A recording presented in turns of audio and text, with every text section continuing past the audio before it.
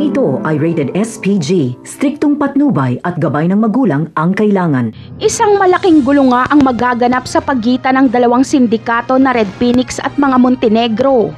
Ikakagulat ni Ramon ang bigla ang paglakas ng grupong Red Phoenix. Hindi nila ito basta-basta matatalo, kaya kakailanganin ni Ramon ang tulong ng mga kabalyero. Mamadaliin ng mga Montenegro ang kasal ni Catherine at David at nang sa ganon ay iisang pamilya na sila. Ang kaaway nila Ramon ay kaaway na rin ng mga kabalyero. Sa ganitong paraan ay matatalo ang Red Phoenix laban sa pinagsamang puwersa ng Montenegro at kabalyero. Pipilitin ni Senyora Bettina si Catherine na gustuhin na lang nito si Jesus, kaya mapipilitan na lang si Catherine na magpaligaw. Masaya si David dahil sa wakas ay makukuha niya na si Catherine. Hindi niya man lang naisip ang kalagayan ni Camille. Kinawawa niya na ng husto si Camille.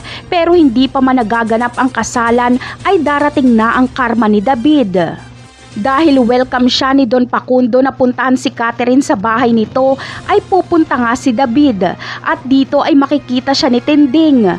Gulat na gulat si Tinding dahil si David pala ang pakakasalan ni Catherine. Maririnig pa ni Tinding na tatawaging Jesus si David.